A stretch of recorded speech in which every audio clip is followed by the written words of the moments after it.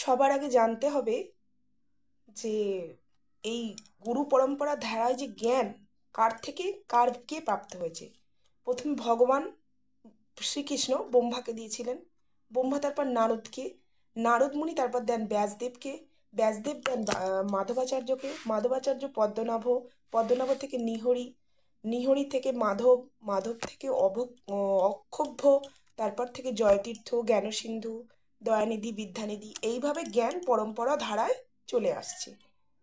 তো গীতার প্রথম অধ্যায় শুরু করা হচ্ছে।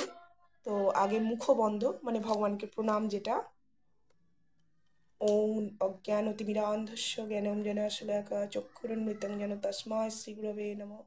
শ্রীচৈতন্যমনভীষ্টং স্থাপিतं যেন ভূতলে স্বয়ং রূপা কদা মুহুন্ন দদাতি স্বপদান্তিকং বন্দেহং শ্রীগুরুং শ্রীযুতপদকমলং শ্রীগুরুং বৈষ্ণবাঞ্চং শ্রীরূপং সজাগ্রতং সগুণরঘুনাথান্বিতং তং সজীবং সাদ্বৈত সাবধূতনাং পরিজনসহিতং কৃষ্ণচৈতন্যদেবং শ্রীরাধাকৃষ্ণপাদনো সগুণললিতা শ্রীবিশাখানিত্যশ্চং নমো বিষ্ণুপদায় কৃষ্ণপৃষ্ঠায় ভূতলে শ্রীমতে ভক্তিবেদান্ত স্বামী নিতে নামিমে নমস্তে সরস্বতী দেবে গৌরবাণী প্রচারিণী নির্বিশেষ শূন্যবাদী পাশ্চাত্য দেশতারিণে वंशाकल्पतरुर्भश्च कृपा सिन्धुभ्यैव च पतितानां पावनेभ्यो वैष्णवेभ्यो नमो नमो।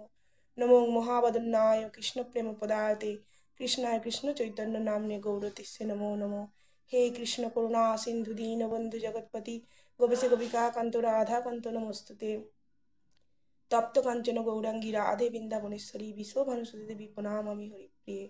नीलाचल निवासाय नित्याय परमात्मने बलभद्र सुभद्र जगन्नाथाय ते नमः। जय श्री कृष्ण चैतन्य प्रभु नित्यानंद श्री अद्वैत गदाधर शिवासादि गौर भक्तवृंद। हरे कृष्ण कृष्ण कृष्ण हरे हरे, हरे राम राम राम हरे हरे। ओम नमो भगवते वासुदेवाय, ओम नमो भगवते वासुदेवाय, ओम नमो भगवते वासुदेवाय। नारायणं नमस्कृतं नरं चैव नरोत्तमं देवीं सरस्वतीं व्यासं ततो जयमुदीरये। এই হলো ভগবানের প্রণাম মন্ত্র। এবার শুরু করা যাক। প্রথম অধ্যায় বিষাদ যোগ।